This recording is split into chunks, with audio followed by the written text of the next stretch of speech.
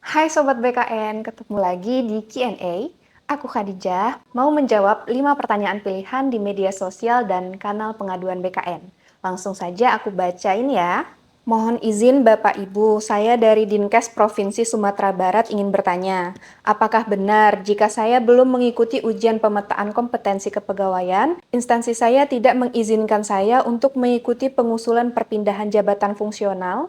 Padahal saya sudah mengikuti UKOM dan sudah memiliki sertifikatnya. Mohon informasinya Bapak Ibu, terima kasih. Baik, perlu Sobat BKN ketahui bahwa tidak ada keterkaitan langsung antara pemetaan kompetensi kepegawaian dengan uji kompetensi ke dalam jabatan fungsional. Keduanya merupakan dua hal yang berbeda dan peruntukannya juga berbeda. Jadi, silakan Sobat BKN diusulkan ke dalam jabatan fungsional kepegawaian sesuai dengan kebutuhan jabatan di instansi. Jika sudah diusulkan oleh instansi, Sobat BKN tinggal mengikuti uji kompetensi atau UKOM sesuai jadwal dari BKN selaku instansi pembina JF kepegawaian. Setelah dinyatakan lulus UKOM, instansi tinggal mengangkat sekaligus melantik ke dalam jabatan fungsional. Kita lanjut ke pertanyaan kedua. Izin Bapak Ibu, mau bertanya, untuk kenaikan pangkat dari pertama ke muda, saya basic pendidikan 3D perawat, lalu mengambil S1, diangkat dengan golongan ruang 3C.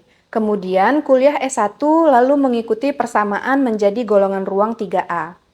Pada tahun 2016 naik ke 3B. Namun sejak tahun 2019 sampai sekarang, saya tidak bisa naik ke 3C dikarenakan saya tidak ambil profesi. Mohon petunjuk Bapak Ibu bagaimana caranya saya bisa naik pangkat dari 3B ke 3C tanpa profesi.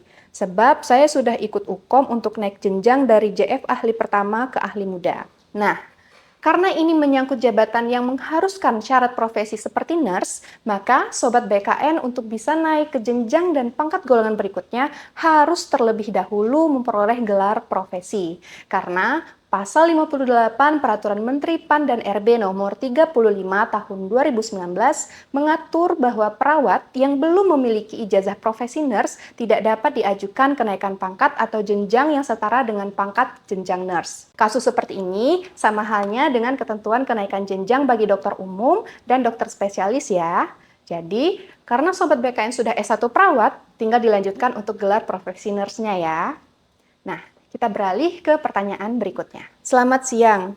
Pada 16 Juli 2025 lalu, saya mengajukan permohonan mutasi PNS ke kantor BKD Provinsi Sumatera Utara. Namun, sampai sekarang belum ada tindak lanjutnya. Oleh karenanya, kami mohon informasinya Bapak Ibu. Untuk proses pengajuan mutasi, sebaiknya langkah pertama yang perlu Sobat BKN lakukan adalah memastikan bahwa usulan mutasi telah disampaikan dari instansi asal ke instansi tujuan. Hal itu bisa dikonfirmasi langsung ke unit pengelola kepegawaian di instansi. Jika usulan sudah disampaikan oleh instansi asal ke instansi tujuan dengan catatan sudah mendapatkan persetujuan oleh kedua instansi, baik yang melepas maupun yang menerima, maka proses penetapannya dapat Sobat BKN cek secara mandiri melalui Mola BKN pada menu pengajuan usul, pindah instansi, atau mutasi. Berikutnya pertanyaan yang keempat. Berdasarkan SE Kepala BKN nomor 3 tahun 2025, apakah saya bisa mencantumkan gelar akademik saya tanpa izin belajar atau tugas belajar? Mengingat saya lanjut kuliah S2 sebelum lulus CPNS dan selesai studi sebelum 1 tahun diangkat sebagai PNS. Mohon informasi penjelasannya dari BKN, terima kasih. Jawabannya bisa, karena melalui SE Kepala BKN nomor 3 tahun 2025, BKN tidak mensyaratkan adanya surat izin belajar atau tugas belajar dalam usulan pencantuman gelar. Tetapi perlu diingat ya, ini berlaku bagi Sobat BKN yang memang sudah memiliki ijazah untuk diajukan pencantuman gelar. Jadi bukan yang akan mengajukan izin belajar. Jadi silahkan diusulkan melalui unit kepegawaian instansi ke BKN. Lanjut, pertanyaan terakhir. Assalamualaikum warahmatullahi wabarakatuh. Perkenalkan, nama saya Ahmad Mubarok. Saya seorang ASN di Universitas Halu Oleo. Saya telah melengkapi berkas untuk mengusul permohonan peninjauan masa kerja sejak bulan Agustus 2025.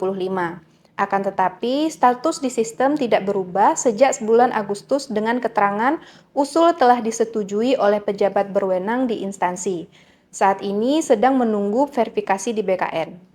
Mohon bantuannya agar bisa ditindaklanjuti dan diinformasikan apabila ada terjadi kendala. Demikian permohonan saya. Terima kasih atas bantuan dan kerjasamanya. Oke, artinya usulan Sobat BKN sudah diproses oleh instansi ke BKN ya. Proses usulan selain dicek pada Mola atau akun MySN kalian, bisa juga langsung dikonfirmasi ke unit kepegawaian instansi. Jadi, jika ada berkas usul yang kurang lengkap, dapat langsung disampaikan kembali oleh instansi ke BKN agar segera ditetapkan. Perlu diketahui juga, untuk proses penetapan di BKN sendiri memiliki standar 5 hari kerja dengan catatan jika usul yang disampaikan lengkap dan tanpa perlu konfirmasi ulang, maka akan ditetapkan dalam kurun waktu standar layanan tersebut. Nah, itu dia jawaban dari 5 pertanyaan pilihan yang ditanyakan Sobat BKN. Gimana nih? Sudah paham ya sekarang? Semoga bermanfaat ya. Jika Sobat BKN ada pertanyaan lainnya, jangan ragu untuk bertanya di kanal pengaduan maupun media sosial BKN. Aku Khadijah, sampai jumpa di Q&A berikutnya.